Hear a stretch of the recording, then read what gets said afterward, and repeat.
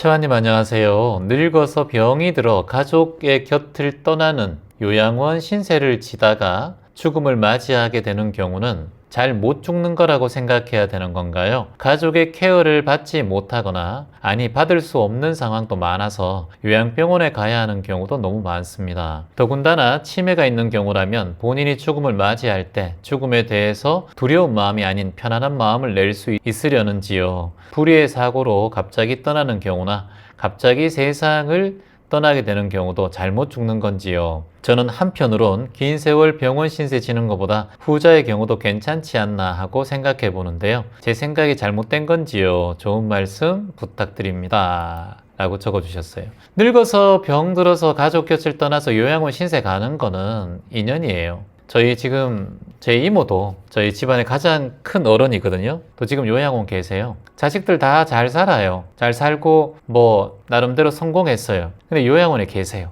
자식들 뭐 손가락질 하지 않습니다. 왜냐? 자식이 케어할 수 없는 상황이기 때문에. 자식들도 자신의 삶이 있기 때문에 인연 따라서 요양원 가도 그 또한 인연인 거예요. 우리가 저한테 이런 얘기 하시는 분들 많아요. 채환님 뭐 혼자 살다가 가족이 없으면 고독사 하는 경우도 많지 않습니까? 이렇게 해주셨어요. 고독사 하는 게 나쁩니까? 고독사 하는 게 잘못 죽는 건가요? 안 그래요. 여러분, 저는 만일 제가 죽는다면 저는 고독사 하고 싶어요. 만일 제가 죽는다면 혼자 죽고 싶어요. 조용한 들판이나 산속에나 죽든가 죽으면서 옆에서 울고 뭐 같이 가족들의 축복을 받고 별로 저는 그렇게 하고 싶지 않습니다. 가족들한테 그런 모습 보이기도 싫고 혼자 고요히 죽어도 저는 괜찮다고 생각을 합니다. 고독사라는 것을 나쁘게 볼 필요 없어요. 여러분, 사람들은 죽을 때 너무 그것에 대해서 크게 생각하는 것 같아요. 고독사를 하든 뭐 사고 나서 죽든 병이 나서 죽든 죽는 건 그냥 하나예요. 뭐 그 죽는 것에 그렇게 의미를 부여해요. 그럴 필요 없다고 생각합니다. 그 삶의 또 다른 방식이 저는 죽음이라고 봐요.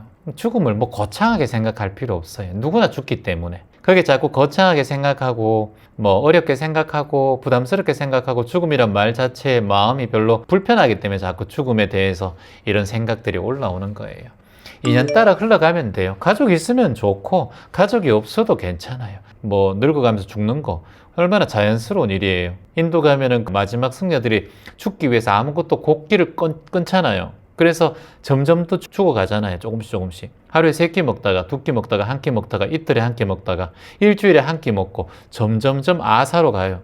죽어가요. 근데 옆에서 뭐 울고 뭐 슬퍼하고 그럴 여기가 어디 있어요. 자신의 수행 삼아서 그냥 죽어가는 거예요. 그렇게. 자기가 죽을 때가 되고 병들고 그러면은 수행자들은 그렇게 죽는 방법도 선택을 하기도 합니다. 그래서 내가 가족이 많고 주변에 사람들이 많고 뭐 이유가 되고 함께 할 수 있는 그런 죽음이면 그 죽음 또한 박수 쳐줄 일이지만 내가 지금 뭐 가족이 없고 혼자 있는데 혼자 죽으면 어때?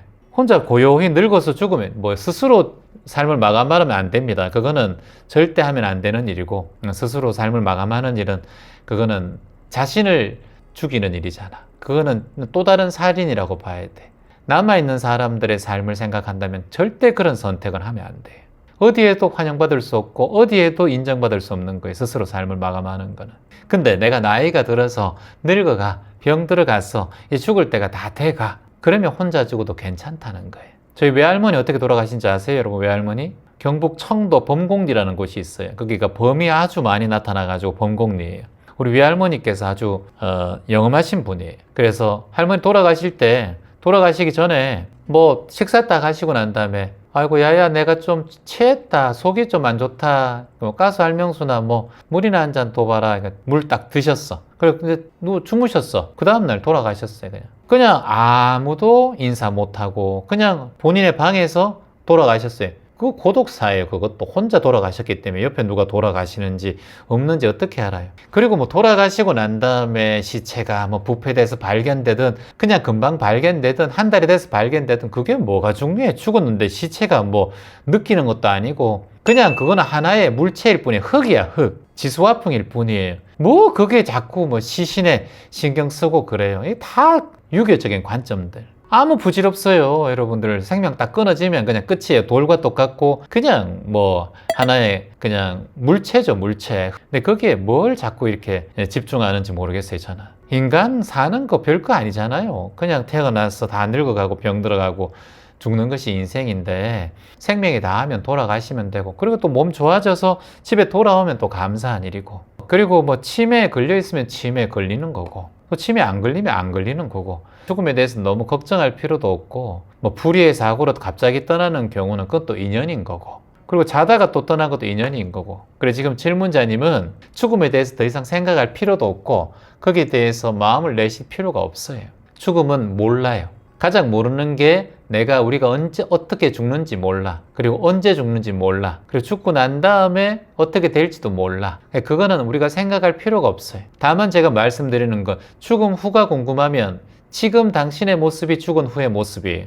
그러면 최원님, 제가 내 생에 어떻게 태어날까요? 어떤 삶을 살 것 같아요? 뻔해요. 지금 당신의 생각과 모습이 다음 생의 모습이에요. 당신이 지금 마음 공부하고 명상 공부하고 지금 수행 정진하고 나눔 봉사하면 전생에도 그렇게 살았어요. 그런 공덕으로 인해서 여러분 인간의 몸을 받았어요. 인생 난득 불법 남봉, 사람의 몸 받기가 이렇게 힘들다는 걸 뼈저리게 느끼고 지금 이 생에 복 짓고 공덕 짓고 보시하고 나눔하고 사랑하며 살아가세요. 그러면 다음 생에 똑같이 그렇게 살고 있을 거예요. 뭐가 됐어든, 더 좋은 위치에 있든 더 부잣집에 태어나든 윤회를 믿는다면 이란 가정하에 말씀드리는 거예요.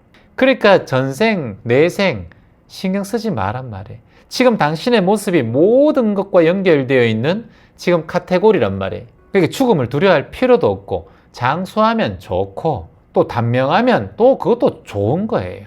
그게 뭐 이유가 있겠지. 그냥 오늘 이 순간, 오늘 이 순간 내가 복 짓고 오늘 이 순간 방긋방긋 웃으면 살면 돼. 오늘 이 순간 내가 사람들에게 친절하게 하고 오늘 이 순간 작은 것도 나눔하면 돼.